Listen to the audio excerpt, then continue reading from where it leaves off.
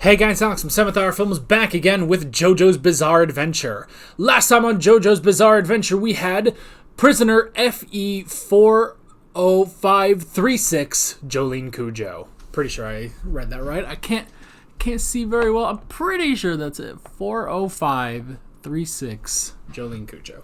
Yes, it's the text on Netflix is a little small, so it's a little hard for my sight. So anywho, Jolene was sent to whatever the prison is called. Something, there's green in there somewhere. I didn't catch the name. Doesn't matter. And she met her new roommate, or I guess new cellmate, Gwess, who had a stand that could shrink things.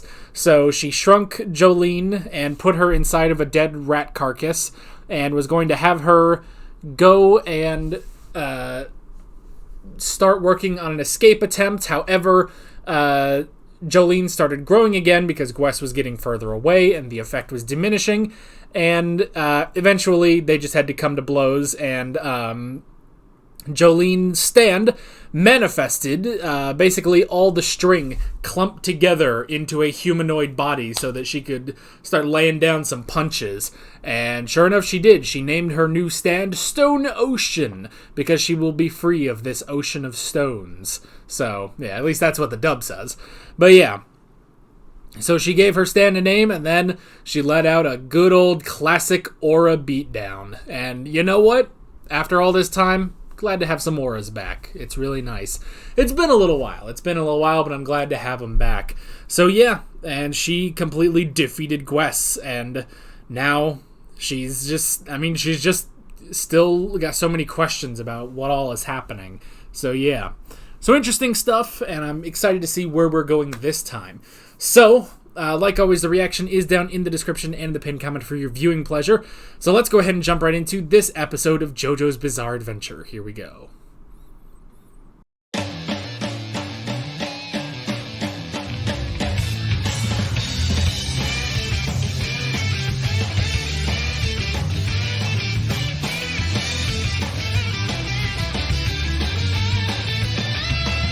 Alright, I have to say, I am unspeakably happy seeing Jolene and Jotaro together.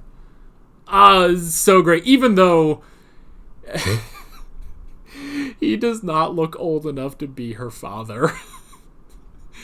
He doesn't seem to have aged. Then again, neither is Paul Rudd, so I guess it's possible, you know? I don't know. I only say that because I watched Ant-Man recently. But man, he does not look like he's got to be in his 40s by now. He does not look like he would be old enough to be her father. But at the same time, oh god, it's amazing to have the two of them together. It's so cool. Oh, it's so friggin' cool. And yeah, to see Star Platinum again. Star Platinum immediately jumps into the world, which I guess he kind of did that in Part 4 as well. Because, I mean, that's the thing, Part 5, Part 5 is great. It's also just a good breather, because now it makes you appreciate Part 6 more. That it's like, alright, we're going back to Jotaro, we've got his daughter, we've got him, and it's like, alright, you know what, I've had 39 episodes off, let's go, I'm ready for this. Oh man, that's so good to see him again. It always has to come back to Dio. It always has to come back to Dio. Which is kind of weird. That it's like, oh, this guy, John Gallier. John Gallier he was a subordinate of Dio, who we never saw in Part 3, who is going to take his revenge for Jotaro killing Dio, 30 years after the fact, and go after his daughter instead. Really? Really? What were you waiting for? What were you waiting for? Did you think it would be too much of a problem to fight him when he had Josuke around? What's going on? Were you afraid of Heaven's Door? Were you afraid of the hand erasing you, or Koichi, like, if he, like, slams the bullets into the ground? Why have you waited this whole time? Why have you waited so long that you purposefully set up Jolene to go to prison? Specifically so you could kill her. I don't know. Like, this... Okay, I get tying it back to Dio. And to be fair, Part 5 really didn't tie back to Dio, which is ironic considering the main character was the son of Dio. But honestly, if you don't know, like, Part 5 practically stands on its own, Like, it practically doesn't... Like, you could watch Part 5 without any context of any other part of JoJo, honestly. Like, you might be a bit confused when Koichi shows up and he calls Jotaro, but that's about it. And maybe at the end when they explain the arrows. But this, we had to tie it back to Dio again. But I get it. I get tying it back to Dio. Because Dio is the most iconic villain in all of JoJo, He was the original. He was also the third villain. He was the original villain. And it is kind of weird, though, that it's like, alright. So now, where it's like, what, 2011, 2012? I think it's like 2011 or something. Because they said it was 10 years after Part 5. So it's 2011, and people are still trying to get revenge for the guy who originally started all of this in Victorian England. Think about that. This story, which started in Victorian England between two adopted brothers who had this rivalry, and is now still playing out in 2011. Like, think about that. Like, think about, like, the Victorian era when, I would say, like, the United States had not fully formed yet. Like, they had a lot of it, probably around that time, I'm pretty sure they had the Louisiana Purchase by then. I'm pretty positive. In fact, I'm 100% positive. But, they didn't have the entire landmass that they have now. Certainly didn't have Alaska and Hawaii. Think about that versus now in 2011 when Captain America came out. Now, when this was written, Captain America, you didn't know that because this was written before 2011, but still. Like, that's sort of... And I don't know why that's my judge of time between... post-Louisiana Purchase and the original Captain America movie coming out. But that's the span of time we're talking about. And people are still... And we know why. We know why, because... it really only popped back up in the 80s, because that's when Dio was revived, Dio was revived by... with Jonathan's body, He slept for 100 years, came back, was pierced by the arrow, and gained the world, I will say, though, the fact that they keep going, like here's more and more, like, people, like, subordinates of Dio, none of whom were in Part 3, you're kind of stretching it. You're kind of stretching it a little bit, but... Meh. But the good news, the really good thing about this is just getting Jotaro back. Oh, it's so nice. And I have to admit, just watching them work, even though, yeah, it devolved into, her not wanting to really cooperate with him. I don't know, just seeing those two together trying to work on a stand problem... I absolutely love that. Like, that's the greatest thing I've seen in this part so far. And I know we're only 3 episodes in, but wow. Honestly, I think I'm really going to enjoy Stone Ocean. I really think I'm going to enjoy Stone Ocean. It took a while. It took a while after Part 2 to get the footing again, but we made it. We made it, folks. We made it to really good JoJo stuff. Oh, it's so nice. It's so nice. I'm like in the golden era. Ironically, the golden era of JoJo. So yeah. So first off, we did have the whole thing with the whole dollar issue, which I understand that it's like, oh, if you don't do that, they're gonna see you're soft, and you're gonna, they're gonna, everybody's gonna start exploiting you. I understand why Gwess would be warning her about that. On the other hand, though, again, she has such an advantage, She has such an advantage over most prisoners, I would feel like. But she did say in the last episode, like, if there's a hierarchy in this prison, I will abide by it, Like, she did say that. So, like, because my immediate thought is, okay, that one bitch who, takes the phone and stuff, and it's like, oh, there's a 1 month reservation and stuff. My first instinct is, all right, Stone Ocean, punch her, and then take the phone. Like, no, I'm sorry, I was here first, and I have a stand. I guess there's the risk that she could also have a stand, and because Gwess had a stand. Hermes, we also didn't get anything about that, but Hermes might have a stand. She took the locket, the pendant with the piece of the arrow in it, But yeah, I don't know. We'll have to see. But instead, Jolene decided to play within the system while also still using her stand to an advantage, and used I'm pretty sure it was a laxative specifically, used a laxative and was able to get her money.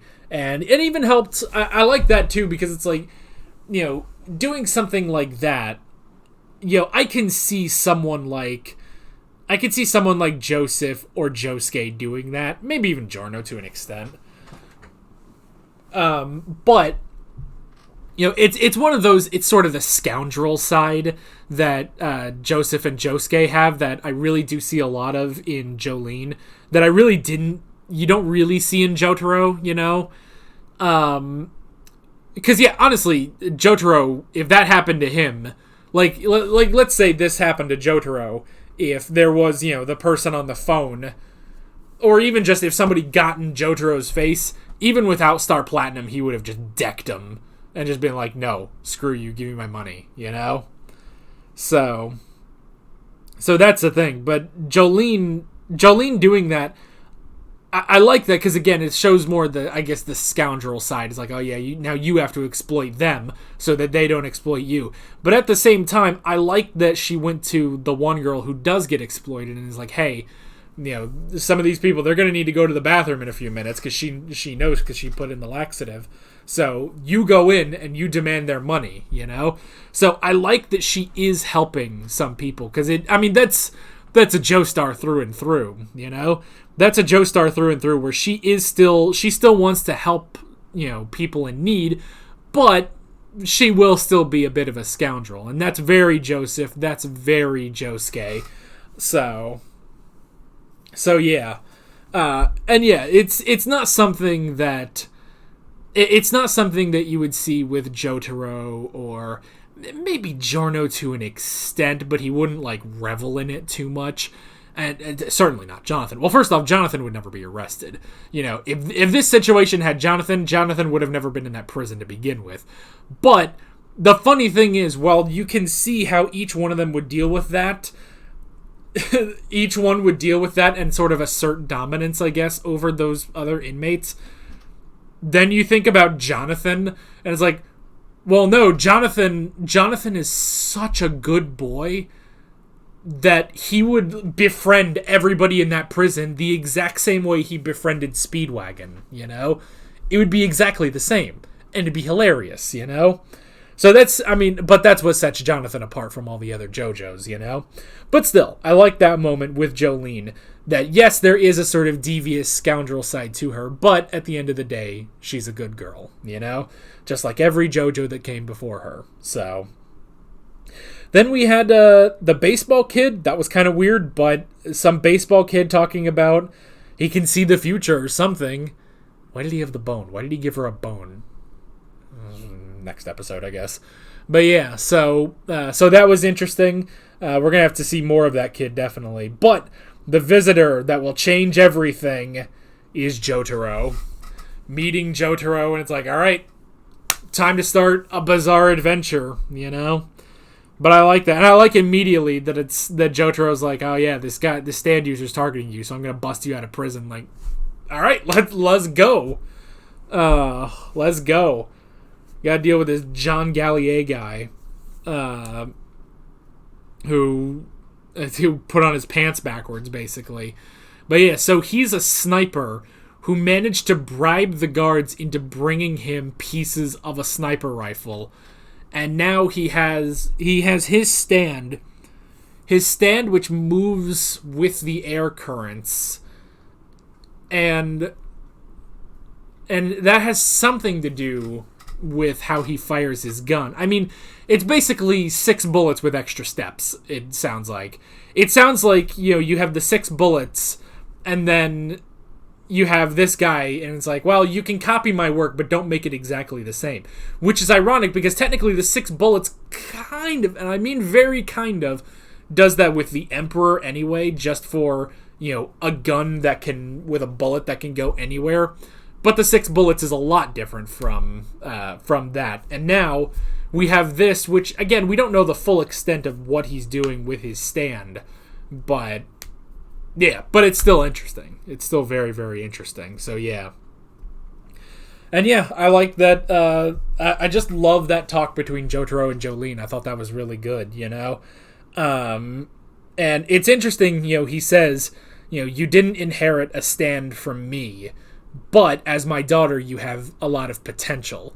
So that's an interesting thing, which I guess makes sense, I guess it makes sense in the same way that technically Holly didn't really inherit a stand. It only became active because of Jonathan's signal and everything. But she didn't fully inherit one. Like I would imagine if Jolene was alive when Jonathan's body was going nuts, something would have manifested for her, So yeah, so that's an interesting thing, definitely. That she had a lot of potential, she couldn't fully form a stand, it needed to be unlocked. And, whereas others, which we kind of had that for Giorno, where it's like he vaguely had his golden wind, but eventually it did just sort of form. They never explained why, though. But whatever. But yeah, so they had that, but for Jolene just never had that catalyst until she was pricked by the arrow, basically. So that's interesting. That's really interesting. And yeah. And I love, too, that, Jotaro goes over to deal with the bullet, but he sees that she already caught the bullet, And that, honestly, that's exactly like episode 1 Star Platinum, where Jotaro fires the gun and Star Platinum instinctively catches it, or catches the lovers or something, So I like that. I really do like that. It shows similarities between Stone Ocean and Star Platinum, Which is interesting watching these two stands side by side, because they're so vastly different from each other. Even just down to their names, one being from the era when, stands were named after tarot cards, and Stone Ocean being named after a song. In the sub, at least. So, yeah. But, yeah, really, really good stuff all around. Great reintroduction for Jotaro, and I'm excited to see where we are going next time. But that is basically it. With all that being said, I'm Alex from 7th Hour Films, and I will see you guys next time. Take care.